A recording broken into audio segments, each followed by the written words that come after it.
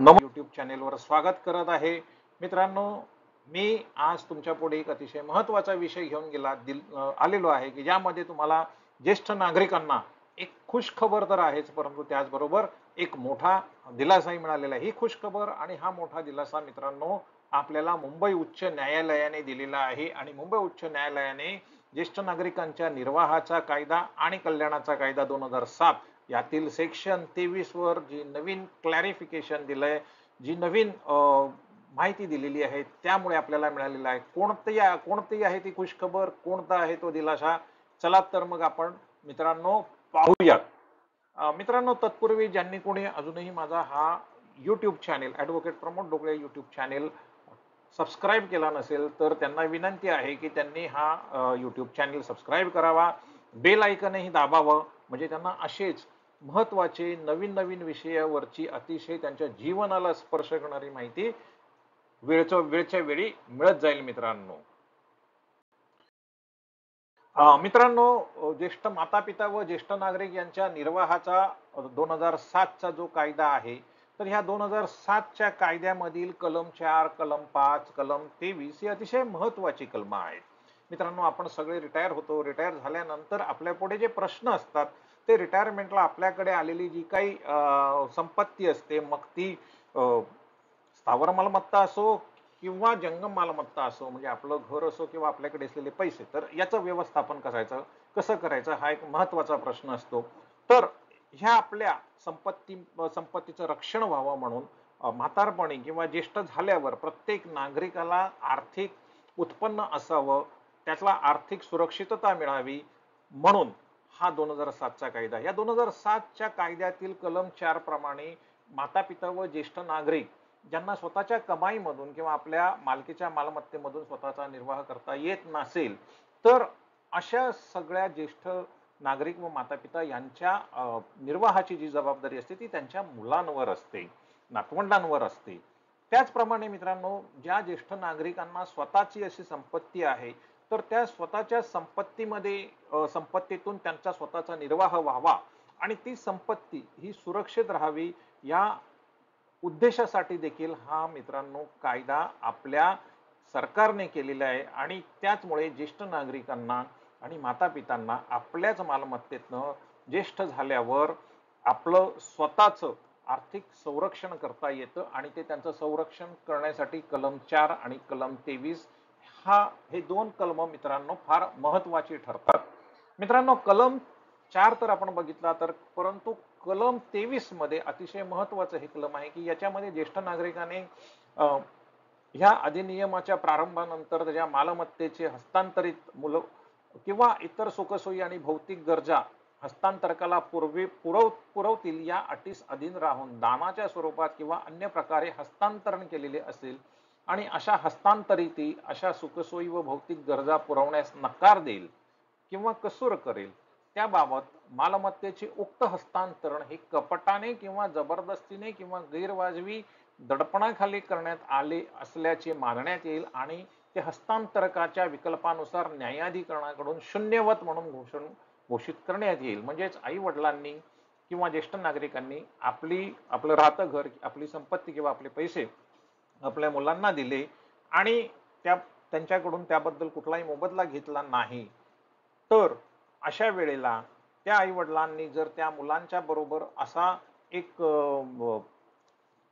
अशी एक अट घातली असेल की तुम्ही मला या बदल्यात, म्हणजे मी तुम्हाला हे घर देतो किंवा ही संपत्ती देतो, या बदल्यात तुम्ही मला सांभाळाल, अशी जर अट असेल, तर अशा वेळेला आई वडिलांनी जर ती संपत्ती मुलांना दिली आणि मुलं जर सांभाळायला नकार देत असतील, तर ती संपत्ती ज्येष्ठ नागरिकांचं जे न्यायाधिकरण आहे ते न्यायाधिकरण ते आई वडिलांचं घर असो, बंगला असो, शेती असो, ती आई वडिलांना परत मिळवून देतात आणि मुलाने आई वडिलांच्याकडनं घेतलेली ही जी काही बक्षीसपत्र किंवा इतर कुठल्याही मार्गाने हक्कसोडपत्र मार्गाने घेतलेली असेल तर ते शून्यवत जाहीर करण्याचा अधिकार हा न्यायाधिकरणाला आहे, असं हे सेक्शन 23 म्हणतं. आणि स्वतःची जर ज्येष्ठ नागरिकांच्याकडे संपत्ती असेल तर अशा संपदेमधून निर्वाह खर्च मिळण्याचा त्यांना हक्क असेल आणि अशी संपदा किंवा तिचा भाग जर हस्तांतरित झालेला असेल तर त्याबाबत हस्तांतरिताला जर त्या हक्कांची माहिती मिळालेली असेल किंवा ते हस्तांतरण विनामोबदला असेल तर त्या हस्तांतरिताच्या विरुद्ध निर्वाह खर्च मिळण्याचा हक्क बजावला जाऊ शकतो. म्हणजेच ज्येष्ठांनी जर आपली संपत्ती जर आपल्या मुलाबाळांना दिली असेल तर त्या मुलाबाळांनी ज्येष्ठांचा सांभाळ करावा असं या कलम 23(2) मध्ये म्हटलेलं आहे मित्रांनो. आता प्रश्न मित्रांनो असा निर्माण झाला की सुदेश चिकारा विरुद्ध रामती देवी या 2022ला सर्वोच्च न्यायालयाने मित्रांनो ह्या कलम 23च्या वर एक निर्णय दिला. सुप्रीम कोर्टाचं एक बेंच होतं त्यांनी, आणि त्यांनी सांगितलं की जर आई वडिलांनी जर बक्षीस पत्र केलं मुलांना किंवा हस्तांतरणाचं इतर कुठल्याही इन्स्ट्रुमेंटनुसार, इतर कुठल्याही दस्तऐवजानुसार मुलांना जर संपत्ती बक्षीस दिली किंवा अशीच दिली, हक्कसोड पत्र करून दिली, तर त्या बक्षीस पत्रामध्ये आणि हक्कसोड पत्रामध्ये आई वडिलांनी लिहून घ्यायला पाहिजे की तुम्ही मला सांभाळणार असाल, ही अट तुला मान्य असेल तरच मी ही तुला संपत्ती, माझा बंगला, माझं घर, माझे आपले शेत हे देतोय. आणि जर अशी अट त्या बक्षीस पत्रामध्ये नसेल तर न्यायाधिकरण, ज्येष्ठ नागरिक न्यायाधिकरण किंवा सिनियर सिटीजन ट्रायब्युनल असं बक्षीस पत्र शून्यवत करू शकणार नाही, म्हणजे रद्दबातल करू शकणार नाही. अशा पद्धतीचा निर्णय सुदेश चिकारा विरुद्ध रामटी देवी खटल्यामध्ये सर्वोच्च न्यायालयाने मित्रांनो दिला होता. तर अशा रीतीने ही कलम 4 व 23 मध्ये हे जे महत्वाचं सर्वोच्च न्यायालयाने 2022ला दिलेल्या निर्णयामुळे एकूणच ज्येष्ठ नागरिकांमध्ये एक प्रकारची भीती पसरली होती. कारण प्रत्येक ज्येष्ठ नागरिकाने आपल्या मुलाबाळांच्या नावाने केलेलं शेत असो किंवा घर असो, हे करताना आपण कोणीच अशी अट, लेखी अट घालत नाही की तू मला सांभाळशील. ही अध्यरूत असतं किंवा तो उद्देश जो असतो तो अलिखित असतो किंवा तो तोंडी असतो. त्याच्याचमुळे एकूणच जेव्हा ही बातमी 2022च्या केसची बातमी आली तेव्हा ज्येष्ठ नागरिकांच्या मनामध्ये एक भीती निर्माण झाली की आता आपण नेमकं काय करायचं. पण मित्रांनो, हा जो केस लॉ आहे किंवा आजचा जो केस मी तुम्हाला सांगणार आहे ते शेवटपर्यंत बघा, म्हणजे तुमच्या लक्षात येईल नेमकं काय झालंय. तर मित्रांनो, ह्या खटल्यामध्ये बघा असं झालं की अश्विन भारत खट्टर विरुद्ध उर्वशी भारत खट्टर यांच्याबाबत मुंबई उच्च न्यायालयाने हा 7 सप्टेंबर 2023 रोजी दिलेला निर्णय. झालं असं की उर्वशी भारत खट्टर ही विधवा होती आणि हिचा जो नवरा होता मिस्टर भारत खट्टर यांचं 2016ला निधन झालं. आणि अश्विन भारत खट्टर हा उर्वशीचा मुलगा.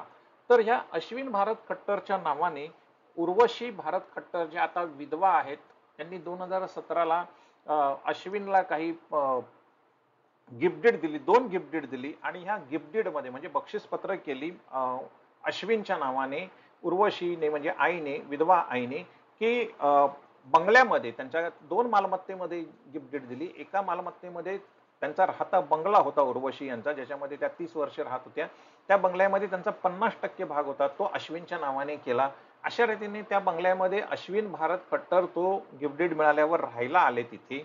परंतु गिफ्ट डीड आईने, उर्वशी भारतने तिचा हिस्सा बंगला अश्विनला दिल्यावर काय झालं तर अश्विन आणि अश्विनची पत्नी त्या बंगल्यामध्ये राहायला आली आणि उर्वशी भारत खट्टर ह्यांना बाहेर राहावं लागलं आणि बाहेर काढलं गेलं.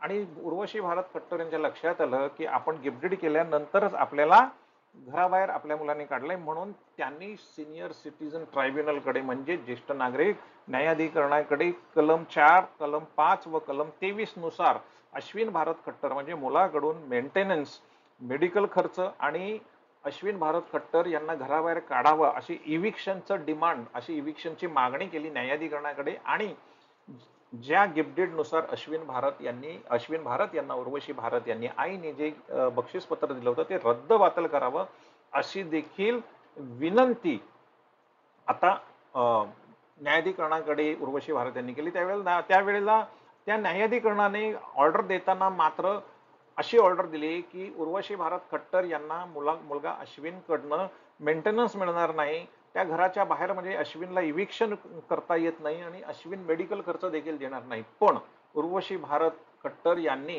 त्या बंगल्यामध्ये स्वतःचा जो शेअर होता 50%, त्याचं जे बक्षीस पत्र अश्विनला दिलंय ते त्यांनी रद्दबातल केलं. त्याचप्रमाणे उर्वशी भारत खट्टर यांचं दुसरं बक्षीसपत्र, 2 बक्षीसपत्र, 2 गिफ्ट डीड ह्या सिनियर सिटीजन ट्रायब्युनलने म्हणजे न्यायाधिकरणाने रद्दबातल केली. आता अतिशय महत्वाचं हा निर्णय जेव्हा उर्वशी भारत खट्टर यांना मिळाला तेव्हा साहजिकच अश्विन भारत खट्टर त्या निर्णयामुळे नाराज झाले आणि ते मुंबई उच्च न्यायालयाकडे गेले आणि मुंबई उच्च न्यायालयाकडे त्यांनी पिटिशन केली आणि त्यांनी सांगितलं की माझ्या आईने मला दिलेलं बक्षीसपत्र आहे, गिफ्ट आहे, ते कलम 23 नुसार न्यायाधिकरणाने कॅन्सल केलेलं आहे, रद्दबातल केलंय, ते परत ती ऑर्डर आता फिरवा आणि ते रद्दबातल करू नका, माझा त्यातला ते माझ्याच मालकीचा तो बंगला ठेवा. त्यावेळेला मुंबई उच्च न्यायालयाने ह्या सगळ्या केसचं सर्कमस्टन्शियल एव्हिडन्स म्हणजे परिस्थितीजन्य पुरावा बघून न्यायाधिकरणाचा जो खालचा न्यायाधिकरणाचा निर्णय होता तोच कायम ठेवला. परंतु तो कायम ठेवताना म्हणजेच ती 2 गिफ्ट डीड ही शून्यवत जी ज्येष्ठ नागरिक ट्रायब्युनलने केली ती शून्यवतच ठेवली आणि ती 2 गिफ्ट डीड रद्दबातलच ठेवली आणि खालच्या न्यायाधिकरणाचा निर्णय न बदलता कोर्टाने असं म्हटलं की आणि इथे या मुंबई उच्च न्यायालयापुढे आईने देखील कोर्टाला स्पष्टपणे सांगितलं की लहान मुलगा तिचा सांभाळ करेल अशा लहान मुलाने तिला दिलेलं तोंडी आश्वासन होतं आणि मुलाने तिला ते आश्वासन दिल्यामुळेच मी आता माझी जी संपत्ती आहे ती गिफ्टेडने माझा मुलगा अश्विन याला दिली होती असं स्पष्टपणे सांगितलं होतं. तर आई वडील आणि कोर्ट पुढे जाऊन कोर्टाने निकाल देताना असं सांगितलं की आई वडील आणि मुलांमध्ये जेव्हा अशा रीतीने व्यवहार होतात, गिफ्ट दिली जाते किंवा संपत्ती इतर का कुठल्याही इन्स्ट्रुमेंटद्वारे दस्तऐवजाद्वारे दिली जातात, तेव्हा दरवेळी त्या गिफ्ट मध्ये किंवा त्या दस्तऐवजामध्ये आई वडिलांनी मुलांनी मला सांभाळलेच पाहिजे असं लिहित नाही किंवा ती अड घालण्याची पद्धत नाही, हे असं अंडरस्टँडिंग असतं, असं समज आई वडील आणि मुलांच्या मध्ये असतातच. कारण कायद्याला सुद्धा आणि हा जो ज्येष्ठ नागरिक निर्वाहाचा कायदा आहे त्यातल्या कलम 23 ला सुद्धा त्याची गरज वाटत नाही की आई वडिलांनी दरवेळेला मुलांच्याकडनं हे लिहूनच घ्यावं. कारण ट्रायब्युनल समोर जेव्हा दोन्ही पक्ष येतात त्यावेळेला ट्रायब्युनल समरी पद्धतीने दोन्ही पक्षांचं म्हणणं ऐकून घेतं आणि समरी पद्धतीने जेव्हा दोन्ही पक्ष आपलं म्हणणं ट्रायब्युनल पुढे म्हणतात तेव्हा सत्याची जाणीव ही ट्रायब्युनलला झालेली असते आणि सेक्शन 8 नुसार अतिशय संक्षिप्तरित्या समरी पद्धतीने सत्य जाणून घेतल्यानंतरच ट्रायब्युनल निर्णय देतं आणि इथे ट्रायब्युनलने दस्तऐवज रद्द केला, त्याला देखील काहीतरी कारण आहे म्हणूनच तो केलेला आहे. आईची बाजू ही खरी बाजू आहे. तर सर्कमस्टन्शियल आणि परिस्थितीजन्य पुरावा हा आईच्या बाजूने असल्याने हा दस्तऐवज ट्रायब्युनलने रद्द केलेला आहे असं हायकोर्टाने म्हटलंय. तर पुढे जाऊन हायकोर्टाने अशी मल्लीनाथी केली की आई वडिलांना तू माझा सांभाळ कर ही अट बक्षीसपत्रात प्रत्येक आई वडील घालतातच असे नाही. कारण आई वडील मुलाबद्दल असलेलं त्यांचं जे नैसर्गिक प्रेम असतं या प्रेमापोटीच ते करत असतात. त्याच्यामुळे केवळ सेक्शन 23(1) मध्ये लिहिलंय म्हणून प्रत्येक बक्षीसपत्रामध्ये आई वडील तुम्ही माझा सांभाळ कराल ह्या अटीवरच मी ही संपत्ती तुम्हाला देत आहे असं आई वडील लिहित नाहीत. अनेकदा तसं लिहिणं हे त्यांना योग्य वाटत नाही आणि केवळ ही सेक्शन 23(1) ची ही जी अट आहे ही बक्षीसपत्रात एखाद्या असहाय्य आईने किंवा वडिलांनी घातली नाही म्हणून त्यांची जी संपत्ती आहे जी मुलांनी बळजबरीने हिसकावून घेतलेली आहे, फसवून घेतलेली किंवा दडपणाखाली घेतलेली आहे ती त्यापासून आई वडिलांना वंचित करणं हे आई वडिलांवर अन्यायकारक होईल आणि कायद्याचा दुरुपयोग केल्यासारखं होईल आणि मूळ म्हणजे ह्या कायद्याचा जो मूळ उद्देश आहे त्याला हरताळ फासल्यासारखंच होईल असंही हायकोर्टाने म्हटलंय. तर मित्रांनो हायकोर्टाने हे म्हणताना स्पष्टपणे जे परिस्थितीजन्य पुरावा बघितला, सर्कमस्टन्शियल एव्हिडन्स बघितला, त्याच्यामध्ये हायकोर्टाने सांगितलं की आई त्या बंगल्यामध्ये 30 वर्ष राहत होती पण मुलगा मात्र 30 वर्ष राहत नव्हता. त्याच्यानंतर जेव्हा आईने मुलाच्या नावाने बक्षीसपत्र केलं त्यावेळेला तो मुलगा त्या घरामध्ये राहिलेला म्हणजे तो केवळ 2 ते 3 वर्षच त्या घरामध्ये राहिलेला आहे परंतु आई मात्र 30 वर्ष त्या घरामध्ये राहिलेली आहे. परंतु 2 ते 3 वर्ष राहिलेला तो मुलगा मात्र आपल्या आईला ताबडतोब त्या घरामध्ये येण्यास बंदी घालतो, आईचा छळ करतो, आईला मानसिक आणि शारीरिक त्रास देतो. हे सगळं आईने खालच्या न्यायाधिकरणाकडे सांगितलेलं आहे आणि हा सगळा परिस्थितीजन्य पुरावा आहे, याचा विचार करावाच लागतो आणि हा विचार आम्ही एस वनिता विरुद्ध कमिशनर 2021च्या केसमध्ये केला आहे आणि सेक्शन 23 मध्ये जरी अट बक्षीसपत्रात नसेल तरी देखील परिस्थितीजन्य पुरावा पाहून अट जरी नसली तरी अशा पद्धतीचं बक्षीसपत्र हे रद्द करून ज्येष्ठांना त्यांची संपत्ती परत मिळण्याचा पूर्ण अधिकार आहे आणि आम्ही मुंबई उच्च न्यायालय त्यामध्ये येऊ शकत नाही. कारण परिस्थितीजन्य पुराव्यानुसार हे स्पष्ट दिसतंय की उर्वशी भारत खट्टर यांनी आपला 30 वर्ष राहिलेला बंगला आपल्या मुलाला जेव्हा त्या देतात तेव्हा नक्कीच त्या मुलाने आई वडिलांचा सांभाळ करणं अभिप्रेत आहे, परंतु मुलगा मात्र आपल्या कर्तव्याला आणि जबाबदारीला चुकला आहे. त्यांनी आपली जबाबदारी आणि कर्तव्य नाकारलं आहे. पण म्हणून आईला, ज्येष्ठांना न्याय नाकारला जाऊ नये असे आम्हाला वाटतं. म्हणून केवळ सेक्शन 23(1) ची तुम्ही मला सांभाळाल ही अट नाही. म्हणून आई वडिलांची संपत्ती आई वडिलांना देण्याचं नाकारणं योग्य नाही. मुलांनी ती संपत्ती बळजबरीने घेण्याचा मुलांना अधिकार नाही. हे लक्षात घेऊन आम्ही खालच्या ट्रायब्युनलने बक्षीस पत्र जे रद्द केलेलं आहे, शून्यवत केलंय, तो निर्णय जसाच्या तसाच ठेवतोय. आणि असा हा अतिशय महत्वाचा निर्णय ज्येष्ठांच्या बाजूने झालेला आहे. त्यामुळे याच्या आधीच्या निर्णयामुळे ज्येष्ठांच्या मनामध्ये असलेला संभ्रम आता निघून जावा यासाठी केवळ हा मित्रांनो आपण व्हिडिओ केलेला आहे. आणि मला आशा आहे की सुदेश चिकारा केसमुळे जो एक नकारात्मकता आपल्यामध्ये या कायद्याविषयी निर्माण झाली होती ती आता जायला निश्चितपणे मदत होईल. आणि हा कायदा सकारात्मक दृष्टीने आपण बघूया आणि या कायद्यानुसार आपण आता यापुढे आपल्या समोर असलेल्या केसेसचा शहानिशा परामर्श घेऊया मित्रांनो. तर मित्रांनो, अजूनही कोणी माझा हा चॅनेल सबस्क्राईब केला नसेल तर त्यांना विनंती आहे की त्यांनी सबस्क्राईब करावा आणि बेल आयकॉनही दाबावा, म्हणजे असेच महत्त्वाचे व्हिडिओ येतील. तर ज्येष्ठांनो, अभिनंदन पुन्हा एकदा तुमचं. ही केस तुम्हाला कळली असेल नसेल, तुम्हाला काही प्रश्न असतील तर इथे कॉमेंट बॉक्समध्ये कॉमेंट जरूर लिहा. आणि भेटूया पुन्हा एकदा अशाच एखाद्या महत्त्वाच्या कायद्याची चर्चा करायला.